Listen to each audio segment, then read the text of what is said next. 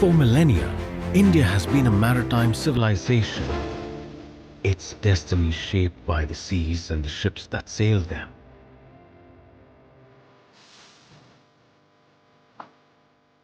From the Ajanta cave murals of the 5th century, CST emerges evidence of stitched ships, designed for endurance and ocean voyages. Built without nails, these vessels used koiro, coconut fiber, and natural resin, an advanced indigenous shipbuilding tradition.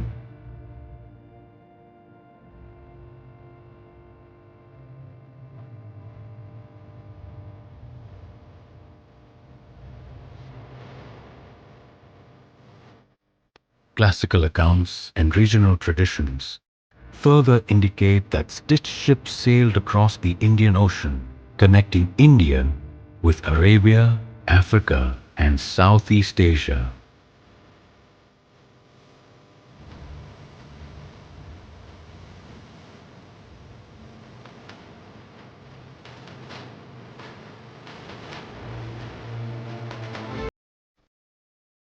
Today, the revival of stitched shipbuilding stands as a tribute to India's indigenous maritime genius.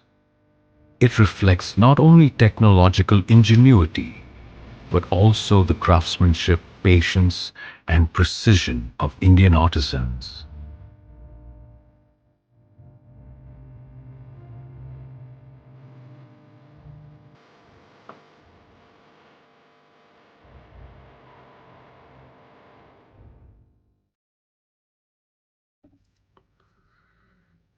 జై హింద్, వందే మాతరం. భారత ప్రభుత్వం ఇటీవల కాలంలో భారతీయ నౌకాదళ ఆధ్వర్యంలో ఒక నౌకను ప్రవేశపెట్టడం జరిగింది. నౌక పేరు ఐఎన్ఎస్వి కౌండిన్య. ఈ నౌక ప్రత్యేకత ఏంటంటే ఇది పూర్తిగా స్వదేశీ పరిజ్ఞానంతో తయారు చేయబడిన నౌక అనమాట. అంటే ఎటువంటి ఆధునిక పరిజ్ఞానం లేకుండా ఆఖరికి నౌకా నిర్మాణంలో కూడా ఎటువంటి ఆధునిక సాంకేతికతను వాడకుండా పూర్తిగా పురాతన కాలంలో భారతదేశంలో నౌకల తయారీ ఏ విధంగా జరిగి ఉండేదో, అంటే దాదాపుగా 2000 సంవత్సరాల క్రితం భారతదేశంలో ఉన్న సాంకేతిక పరిజ్ఞానాన్ని ఆధారం చేసుకొని ఈ నౌకను తయారు చేయడం జరిగిందనమాట. ఈ నౌక తయారీకి వాడిన పదార్థాలు కూడా కేవలం చెక్క, కొబ్బరి నార నుంచి చేసినటువంటి తాళ్ళు, మరియు జిగురు, బంక, దూది, ఇటువంటి సహజ సిద్ధంగా అప్పట్లో ప్రజలకు అందుబాటులో ఉన్నటువంటి ముడి పదార్థాల ఆధారంగా ఈ నౌకను తయారు చేయడం జరిగింది అనమాట. అంటే 2000 సంవత్సరాల క్రితం ఏదైతే సాంకేతికత ఉందో, ఈవెన్ నౌకలు తయారు చేయడానికి కూడా అదేవిధంగా ఈ నౌకను తయారు చేయడం జరిగింది అనమాట. అయితే ఈ నౌకకి ప్రేరణ ఎక్కడి నుంచి అంటే పురాతన కాలం నాటి చిత్రలేఖనం, పెయింటింగ్ ఆధారంగా ఈ నౌకను తయారు చేయడం జరిగింది. అది కూడా ఎలాగంటే ఈ నౌకలో వాడిన ప్రధాన పదార్థం లేదా మెటీరియల్ అనొచ్చు, చెక్క పలకలతో తయారు చేశారు అనమాట. అయితే ఒక చెక్క పలకని ఇంకో చెక్క పలకని కూడా అనుసంధానం చేయడానికి కూడా ఎక్కడ మేకులు లాంటివి కొట్టిన దాఖలాలు ఉండవు అనమాట. ఇది కంప్లీట్గా కొబ్బరి నారతో తయారు చేసిన తాళ్ళతో కుట్టడం జరుగుతుంది. లిటరల్గా మనం ఒక 2 బట్ట ముక్కల్ని ఎలాగైతే కుడతామో వస్త్రాల తయారీలో, అలాగే ఈ నౌక తయారీలో చెక్క పలకల్ని కొబ్బరి తాళ్ళతో కుట్టి తయారు చేశాను అనమాట. అందుకే దీనికి స్టిచ్చింగ్ సైలింగ్ వెసల్ అని కూడా పిలుస్తుంటారు. అయితే ఈ నౌకల్ని ఇలా కుట్టొచ్చు అన్నదానికి కూడా వీళ్ళు మొట్టమొదటిగా ఆధారపడింది ఈ చిత్రలేఖనం ఆధారంగానే. ఇది ఎందుకు ప్రత్యేకమైందంటే, మనం సాధారణంగా వింటుంటాం. పురాతన భారతదేశంలో మన దగ్గర సాంకేతికత ఉండేది.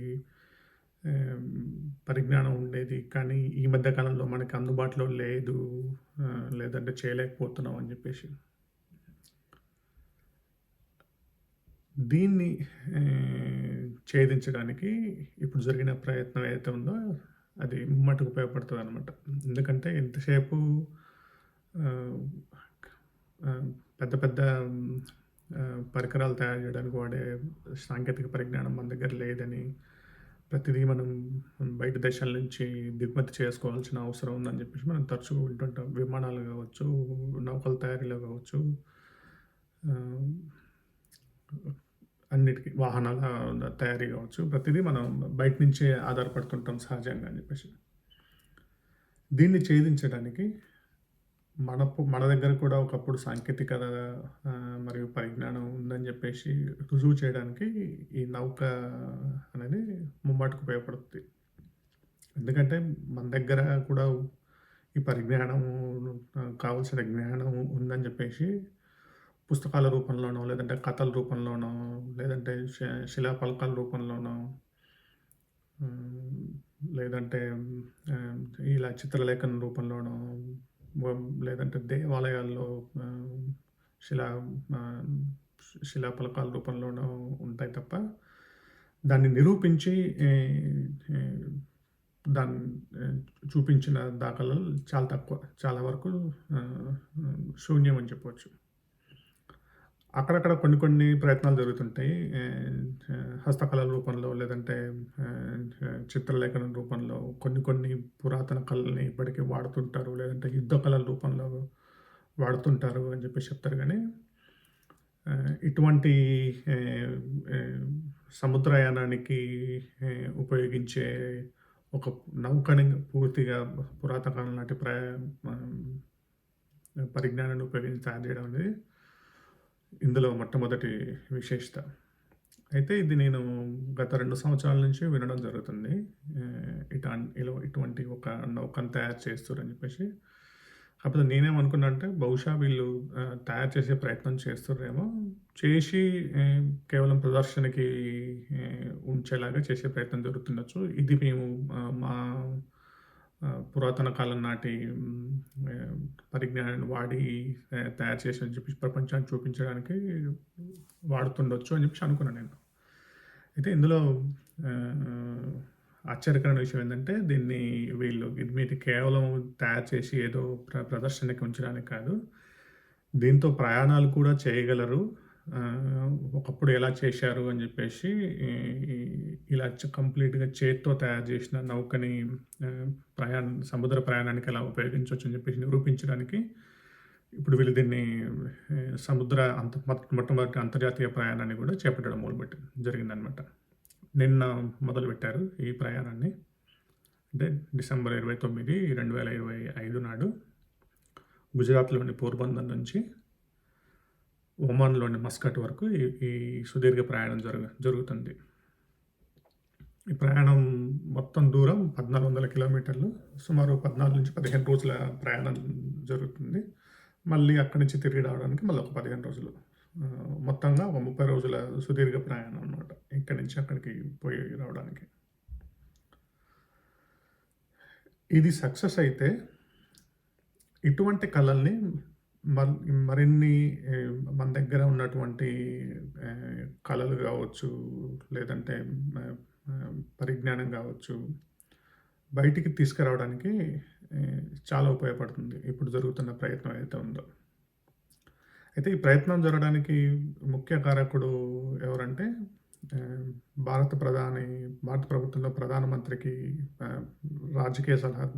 ఆర్థిక సలహాదారుగా ఉన్నటువంటి సంజీవ్ సన్యాల్ అనే అధికారి. ఆయన కేవలం తన ఆసక్తిని ప్రదర్శించడమే కాకుండా దీన్ని మనం తయారు చేయొచ్చు అని చెప్పేసి ప్రోత్సహించి ప్రభుత్వం నుంచి అన్ని అనుమతులు తీసుకొని ఈ నౌక నిర్మాణాన్ని మొదటి నుంచి ఇన్వాల్వ్ అయ్యి దగ్గర నుంచి పర్యవేక్షించడం జరిగింది. అయితే ఇక్కడ ఒక ఆసక్తికరమైన విషయం ఏంటంటే, జనరల్‌గా ఇలాంటి అధికారులు ఏదైనా ఆహ్, ఆహ్, ఒక ప్రోగ్రామ్ తీసుకున్నప్పుడు పర్యవేక్షణ చేస్తారు, లేదంటే నిధులు సమకూరుస్తారు. కానీ దాన్ని చివరి వరకు ఎంతవరకు ఆహ్, ఆహ్, కొనసాగిస్తారన్న దానికి ఈయన చేస్తున్న ప్రయత్నం ముమ్మాటికి హర్షణీయం. ఎందుకంటే ఈ ఈ ప్రక్రియని మొదటి నుంచి దగ్గరుండి పర్యవేక్షించడమే కాకుండా, ఇవాళ ప్రయాణం చేస్తున్నటువంటి ఈ నౌకాదళ సభ్యుల్లో ఆయన కూడా ఒక భాగం. ఆయన కూడా ప్రయాణం చేస్తుండనమాట వీళ్ళందరితో కలిసి. అంటే తనకెంత నమ్మకం మన చేతి వృత్తుల ద్వారా చేయబడిన నౌక సముద్ర జలాల్లో ఉన్న పీడన శక్తిని కూడా తట్టుకొని నిలబడగలదు, తన ప్రయాణాన్ని సుదీర్ఘంగా కొనసాగించగలదని చెప్పేసి ఎంత నమ్మకం ఉంటే ఒక అధికారి కూడా వాళ్ళతో పాటు ప్రయాణం చేస్తాడు చెప్పండి. అలాగే ఇక్కడ గమనించవలసిన విషయం ఏంటంటే, ఇదెప్పుడో ఇటువంటి నౌకలు తయారు చేయడానికి దాదాపు 2000 సంవత్సరాల క్రితం ఇటువంటి పరిజ్ఞానాన్ని వాడారు. అంటే ఈ పరిజ్ఞానాన్ని వాడి చేయగలిగినటువంటి నిపుణత, కళ మన సమాజంలో ఇప్పటికీ సజీవంగా ఉంది. కాకపోతే దాన్ని ఇంత పెద్ద స్థాయిలో ఉపయోగించుకునే అవకాశం వాళ్ళకి ఎప్పుడు వచ్చి ఉండదు బహుశా. దీంతో వచ్చింది ఇప్పుడు ఈ ప్రభుత్వం చేసిన ఈ ప్రయత్నంతో. అందువల్ల ఇది సక్సెస్ అయితే ఇటువంటి కళాకారులు మన చుట్టూ మన సమాజంలో చాలామంది ఉంటారు. వాళ్ళకి నైపుణ్యత ఉంటుండొచ్చు, కళ తెలిసి ఉండొచ్చు, కానీ దాన్ని విస్తృత స్థాయిలో ఎలా ఉపయోగించాలి అని చెప్పేసి పెద్దగా ప్రోత్సాహం లభించదనమాట ఎప్పుడు కూడా. ఇది వెలుగులోకి తీసుకురాకపోతే ఇలాగే అంతరించిపోయే అవకాశం ఉంది. కేవలం పుస్తకాలకు పరిమితం అవుతుందన్నమాట. ఇప్పటికే మనం చాలా విలువైన జ్ఞానాన్ని వందల సంవత్సరాలుగా విదేశీ శక్తుల దురాక్రమణ పరిపాలన కారణంగా కోల్పోయినాం. కనీసం అంతో కొంత వెలికి తీయడానికి ఇప్పుడు జరుగుతున్న ప్రయత్నం నిజంగా ముమ్మాటికి గర్వించదగ్గ విషయం. ఇది సక్సెస్ అయ్యి ఇటువంటి ప్రయత్నాలు మరిన్ని జరగాలని చెప్పేసి భారతదేశం కూడా సాంకేతికతలో ఏమాత్రం వెనకడుగు వేసి లేదని, మనము కేవలం ఈ ఆధునిక యుగంలోనే కాకుండా ఒక చరిత్రలో ఒకప్పుడు మన దగ్గర కూడా మనకి స్వతహాగా యంత్రాలను నిర్మించుకోగలిగిన శక్తి, సామర్థ్యం ఉన్నాయని చెప్పేసి ప్రపంచానికి నిరూపించడానికి ఇది ముమ్మాటికి దోహదపడుతుంది. ఇటువంటి ప్రయత్నాలు మరిన్ని జరగాలని చెప్పేసి ఇప్పుడు జరుగుతున్న ఈ ప్రయాణం ఏదైతే ఉందో, ఈ 18 మంది నావికులతో కూడిన ప్రయాణం విజయవంతంగా పూర్తి చేసుకొని ఆధునిక భారతదేశ చరిత్రలో ఇది సువర్ణాక్షరాలతో లిఖించబడుతుందని చెప్పేసి మనస్ఫూర్తిగా ఆకాంక్షిస్తూ జై హింద్.